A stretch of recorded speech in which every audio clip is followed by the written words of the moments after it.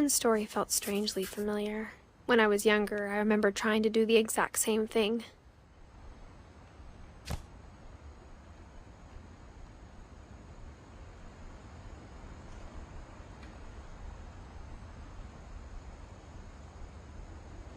After the funeral, Edie roped off Calvin's half of the room.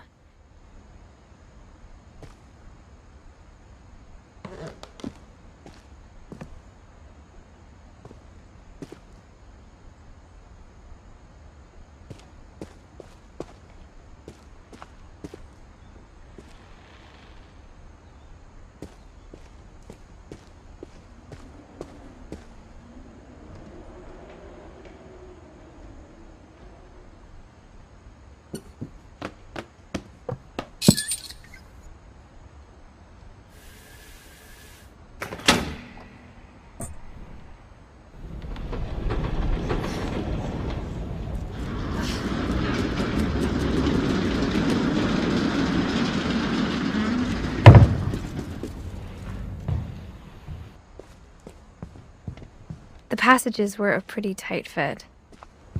They'd obviously been built for smaller hands and bellies.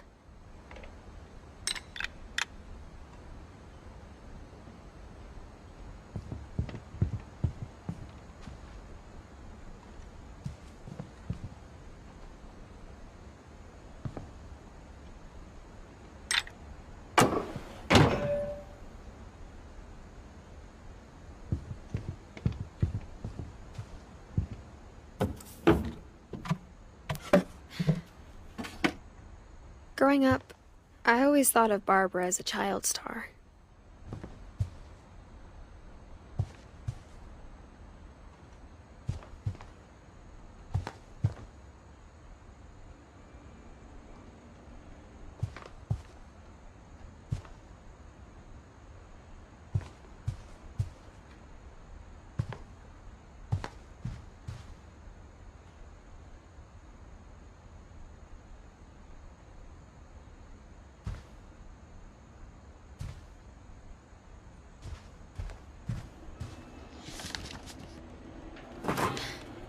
Of all the stories people wrote about Barbara's death, I'm surprised Edie saved this one.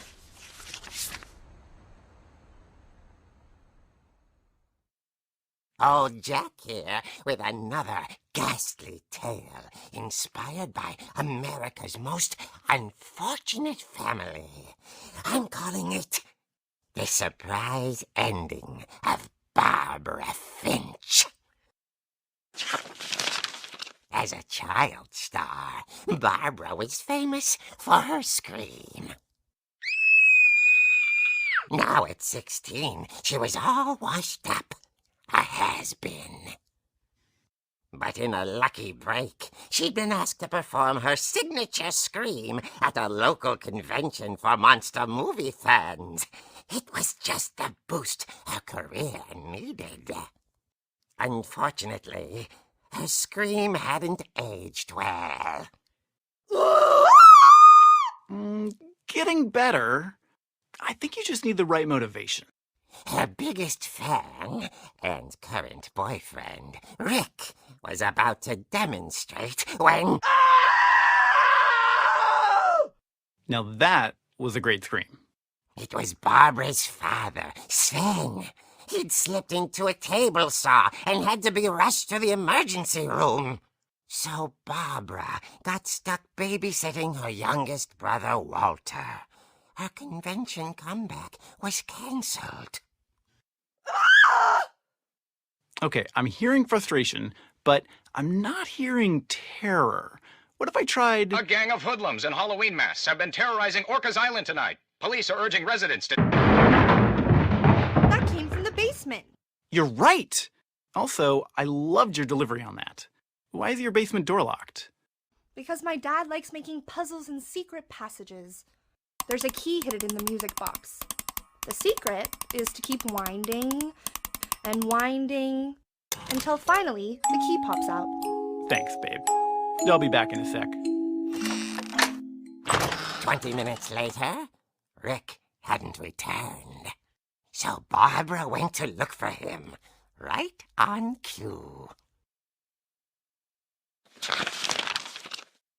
She reached for the music box. And as she wound the key, she listened for Rick, but the house was silent.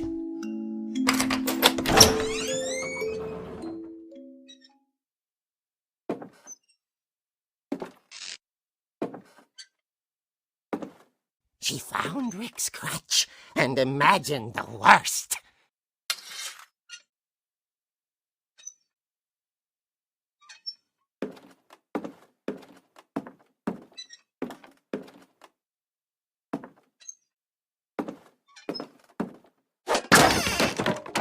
The gang's leader is the infamous Hookman killer, Dr. Carl Hamill, who impaled and then ate his family 10 years ago tonight.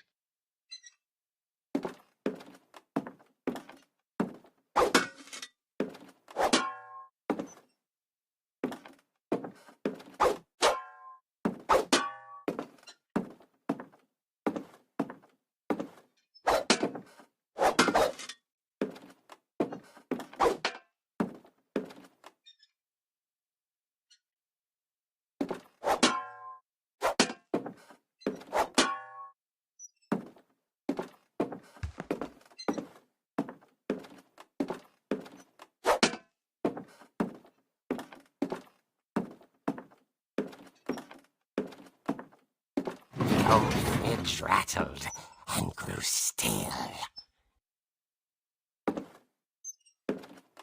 Oh dear!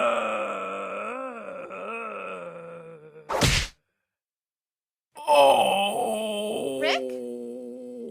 Barb, relax. I was just trying to scare you to help you find your scream. Well, I'm not scared, Rick. I'm furious. Then act furious. All I'm getting from you now is that you're hurt and confused and She threw him out, but she kept a little something to remember him by. Barb, have you seen my other crutch? And she was still holding it when she fell asleep watching the late picture show. Hours later... Barbara! Walter, what's going on up there? Ah! Okay, I'm coming up, but if this is a trick, you're dead, Walter.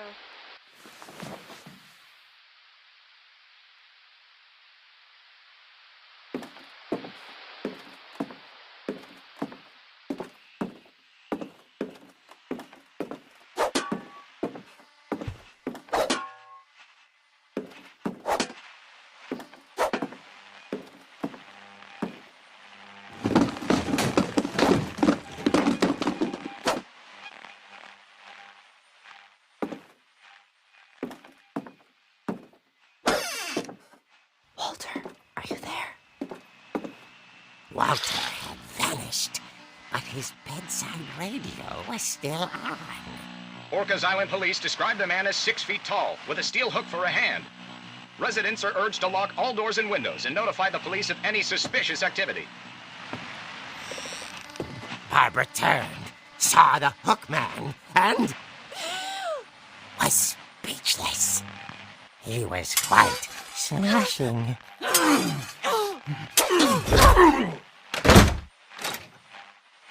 Incredible he was. He couldn't get enough of Barbara. Okay, Barbara, there's gotta be another way out of here.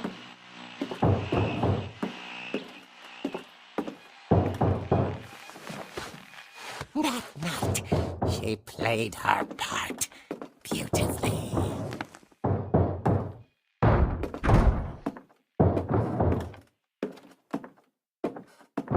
She thought about abandoning Walter, but just couldn't do it.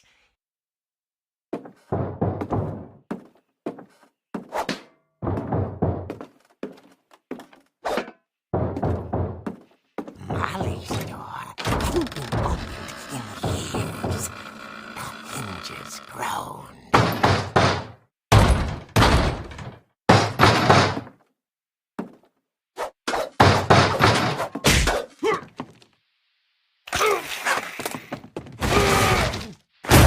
He wasn't moving, but she sensed the story might not be over yet.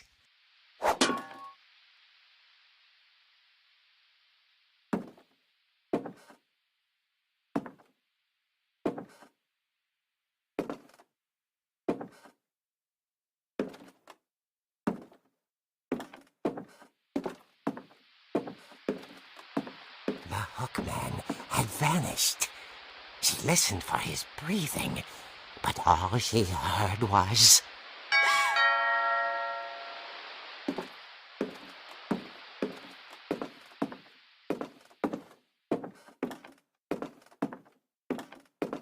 At the door, she heard whispering. It was coming from inside the house.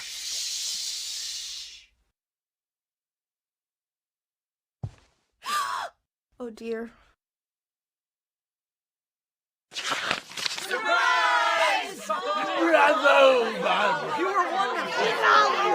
monsters had come to surprise her.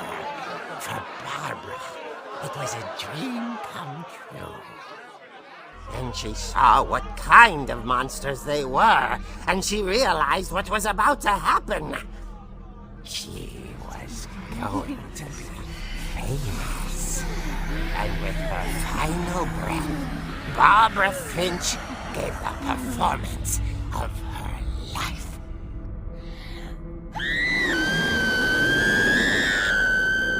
I wasn't there myself, but I hear Barbara was magnificent. Poor girl. She had a taste for stardom. But unfortunately, so did her fans. Of course, the police blamed it all on poor Rick, who disappeared the same night. And little Walter, hiding under his bed the whole time. He took it all pretty hard, but that's another story. As for Barbara, tucked inside the music box is all they ever found of her. Her ear. Now that's what I call a real eerie tale.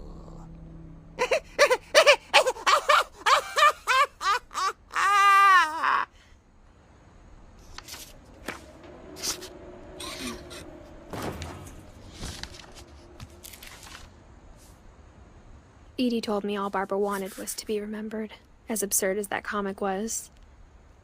Maybe what Edie saw was a happy ending.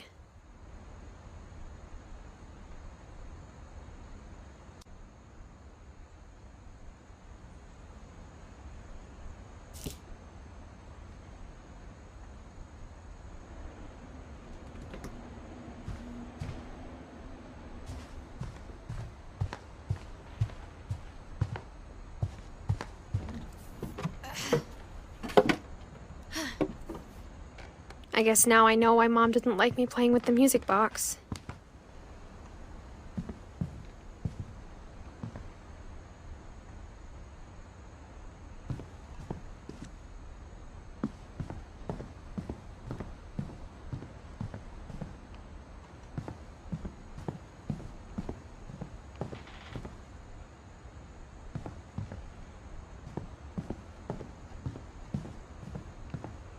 It's funny. All those times I played with the music box and never found the basement key.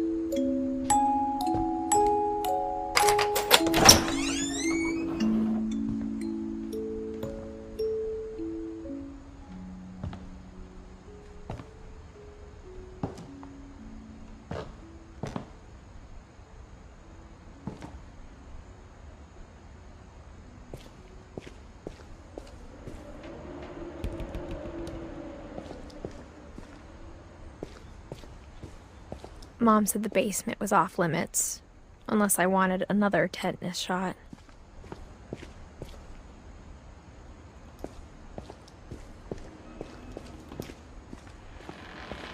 I saw Edie sneak down to the basement once, carrying packages. I thought maybe she was hiding presents. It turned out she was hiding a lot more than that.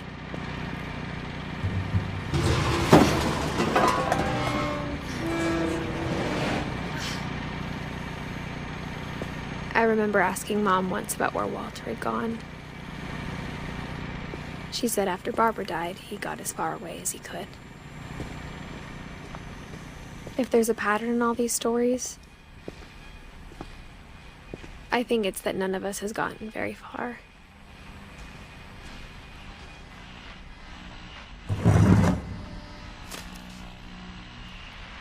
Goodbye, everyone. I can't believe I've been down here for 30 years. On that first day, after the shaking started, I didn't think I'd survive a week.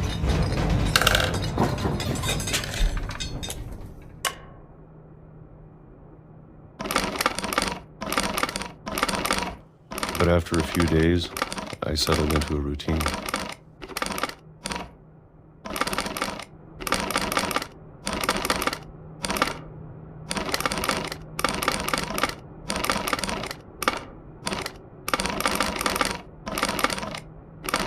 That's what kept me sane.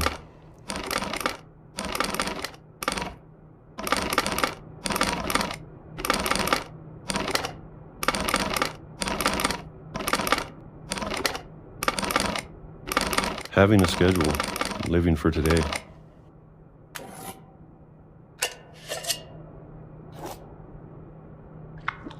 I always expected to be dead tomorrow. But if you wait long enough, you get used to anything.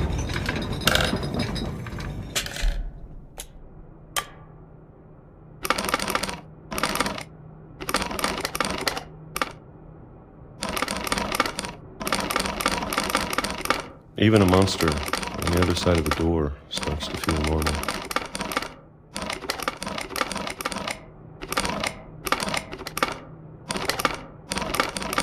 Almost friendly.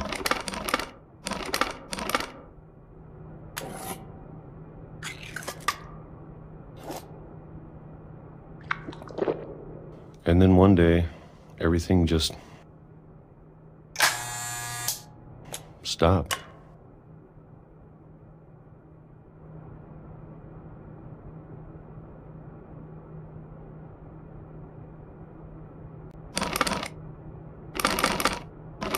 Whatever that thing was, it was gone.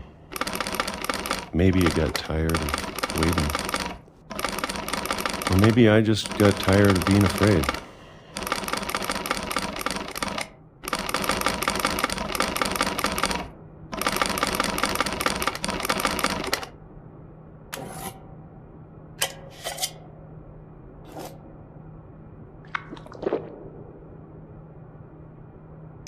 It's been a week now, the longest in 30 years.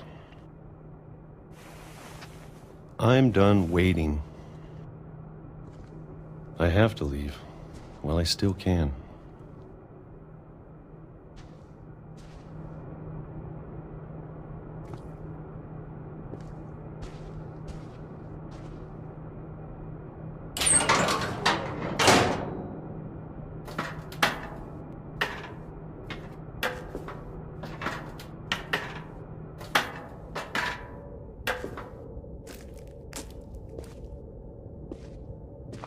I know it's out there, somewhere.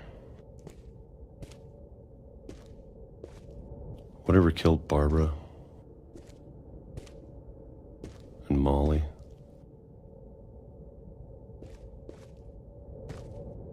and Calvin. Maybe this is all a mistake. But I need to stop living the same day, even if it kills me.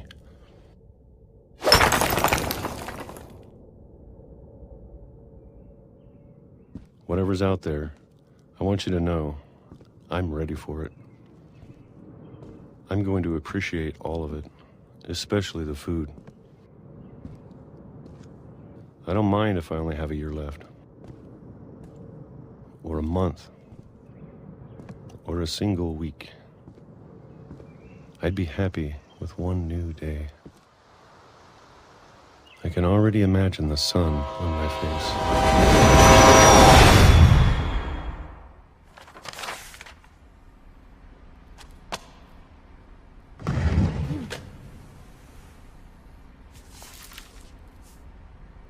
Walter died when I was 6. I can't believe my mom never told me he was down here.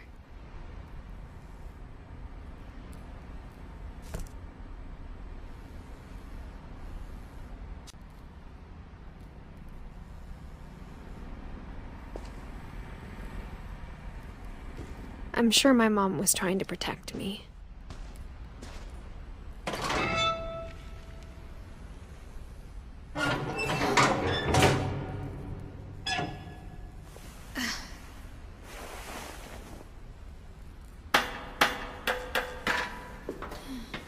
Maybe she was afraid I'd end up like Walter.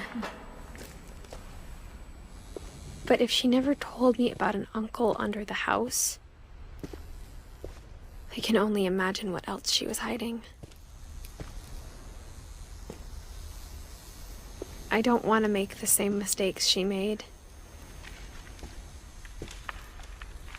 Trying to bury something that's still alive. Now that there's only one of us left, or maybe 2, I thought it was time I heard the stories for myself and found out what happened to everyone else. But now I'm worried the stories themselves might be the problem. Maybe we believed so much in a family curse, we made it real.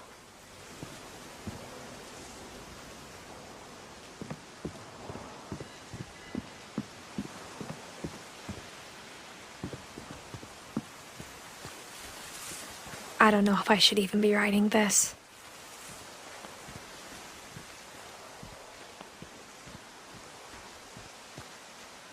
Maybe it'd be better if all this just died with me.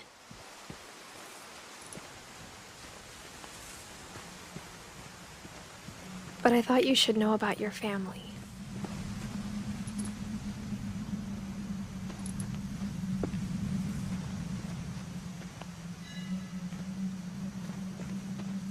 And the history you're a part of.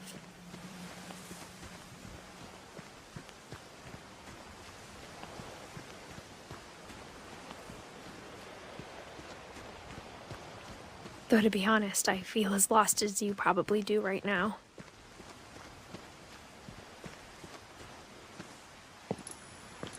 I think the people in these stories believed them, for what that's worth.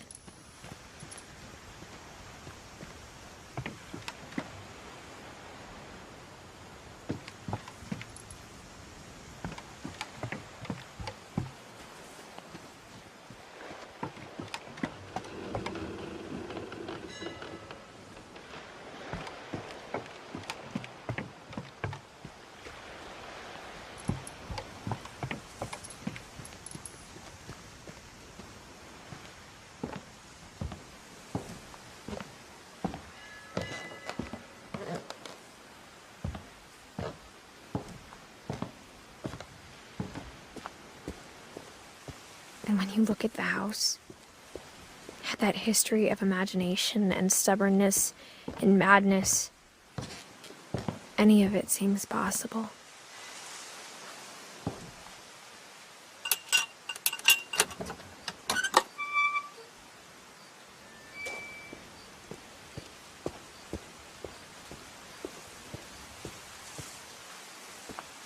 I think we've been surrounded by death for so long, we've just gotten used to it.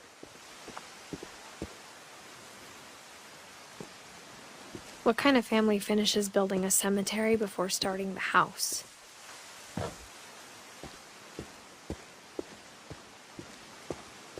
It's embarrassing for me to admit this, but the pet cemetery made me more uncomfortable than the human one. 3 of the gerbils were mine, and 2 had been my fault.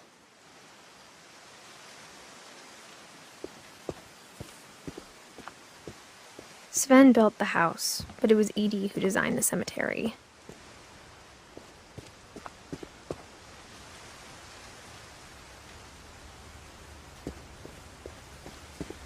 I'm sure Odin's monument had been Edie's idea.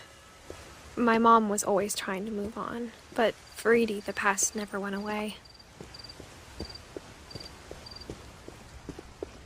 She could see it poking out of the water at low tide.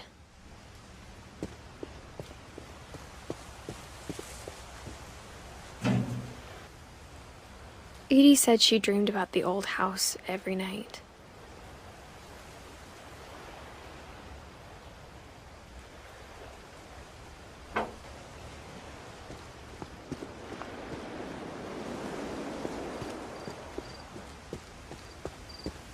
Edie's side was always easier for me to understand. But the older I get, the more I can see where my mom was coming from.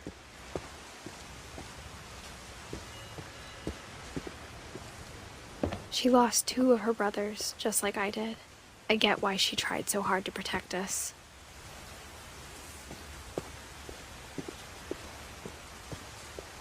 There's so many things I wish I could ask my mom now.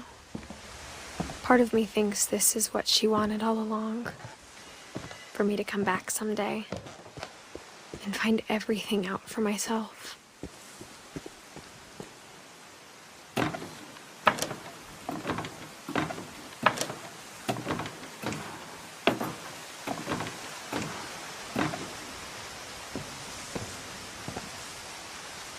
But looking back on it now, if she told me there was going to be so much climbing, I never would have come when I was 22 weeks pregnant.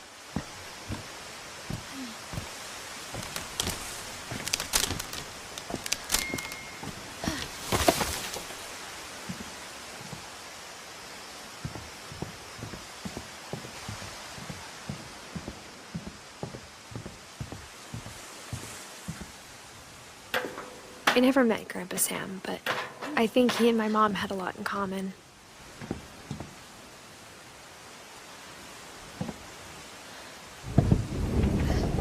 They were both pretty intense.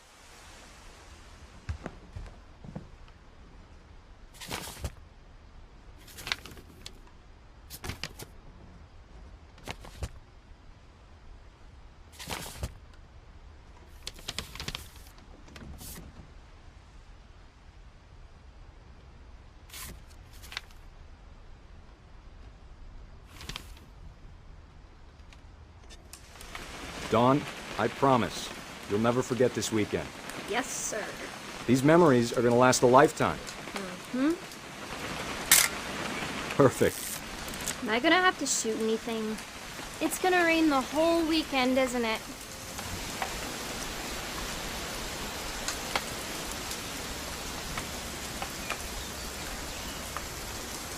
I will never forget this weekend, Dad. That's the spirit. Okay, got it. I'm gonna take some pictures, okay? Just be careful. That camera's older than you are.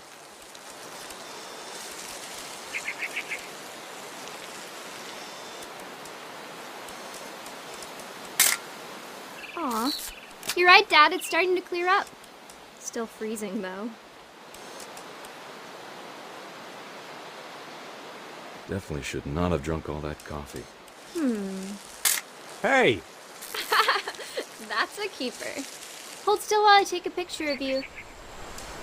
I'm just saying, I'm not always gonna be here, Dawn.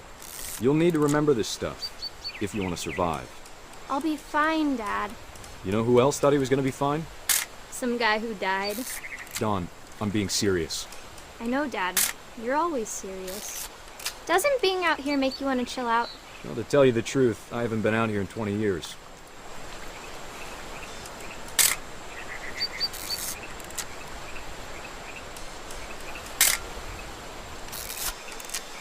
Last time I was with my brother Calvin.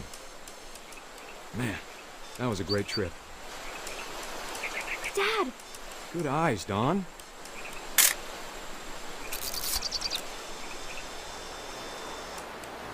Before you take the shot, let me get a picture of you.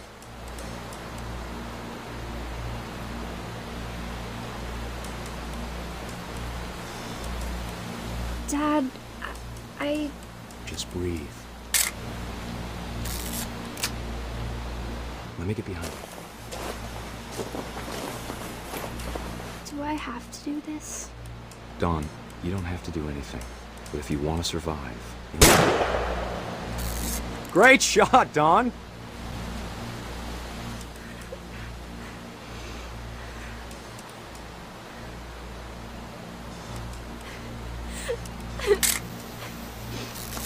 I'm proud of you, Dawn. Always remember that, okay?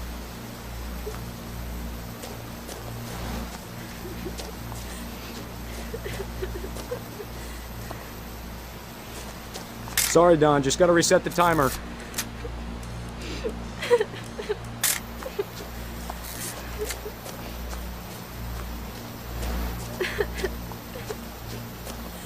Dad, it's twitching. I think That's it's totally so... normal, Dawn. Just focus on the camera. Try not to think about... Dad!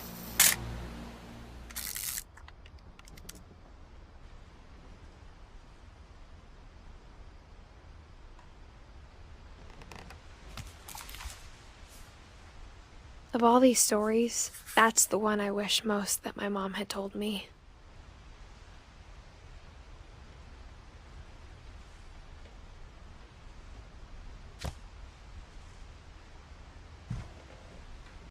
You can't touch this. You